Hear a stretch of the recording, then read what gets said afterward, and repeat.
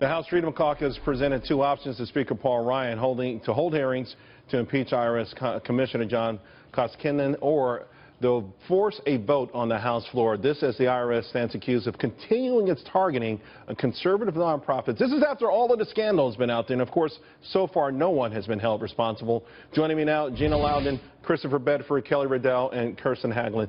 Gina Loudon, you were there at the very beginning with the Tea Party movement, and we saw the force of it early on.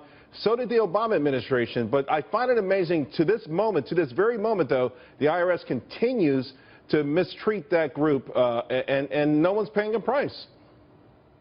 Astonishing. And if that doesn't tell you why we need an outsider in the White House. You know, Charles, those bumper stickers you see on cars that say visualize world peace, visualize President Trump. This kind of thing would not happen. It wouldn't matter what party was running things, what party were running things. If there were people that have done the things that Lois Lerner and President Obama, by the way, is completely complicit in this, and now Koskinen have done, and they weren't impeached, President Trump would be calling for their heads. You know it and I know it, and that's why you can get really excited about an outsider who's not going to conduct business as usual. Christopher? So Donald Trump has already come up with an enemies list of people he's going to target once he's president. He attacked Amazon.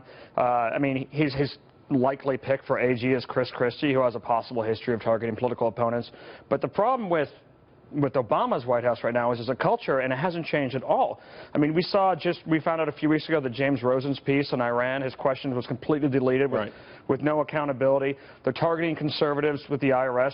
There's absolutely zero apologies. It's a culture that comes from the top. I don't think the president makes the decisions, but he absolutely establishes a culture of there's no accountability. There's no doubt that the underlings, though, want to please their boss, whether it's implied or whatever. I mean, and listen, we know that this story broke a while back. Nothing's happened, and the same sort of targeting continues, though, Kirsten. And I think that's one of the things that really unnerves people. Okay, they blame bad training. They've had a litany of excuses that just don't make any sense. And they came up with the same excuses because these cases, which were first launched a couple years ago, now are coming to the D.C. Circuit Court of Appeals. And that's where you see these judges, right, these impartial judges saying that there have been egregious violations of people's First Amendment rights with this. So this is not just casual, oh, we conservatives think there's a war on conservatives, and so they're making this stuff up. These are impartial judges that are making these judgments and saying that this is a serious problem. And it does come from the top down, but the difficulty that it brings to Americans is this is why they're so cynical about the institutions, and they feel that this government is so corrupt. And that is really the sad thing, is that people can't trust their government. And, Kelly, people are cynical about government in general, big giant bureaucracies that are hard to fix. Whether it's this, whether it's the VA scandal, so many others, there's no accountability, no one pays the price, and the targeting and the victimization continues to go on. Yeah, I mean, no one gets fired. I mean, there's zero accountability with large bureaucracies.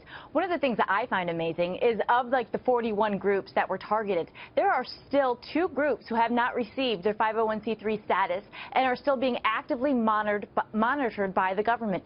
This is unbelievable. The criteria that was used to target these groups in the first place has not been dismantled. It's still in place. All evidence points that it's still going on, and the IRS just says, trust us, we're not using this. No employees are using this. Just trust us. I don't know about if we can trust the IRS. Well, we don't trust them, and I'm not sure how far the impeachment thing will go, but I'm glad it's going to be in front news next week, and their heads should roll, and it should start with the top. Thanks a lot, guys.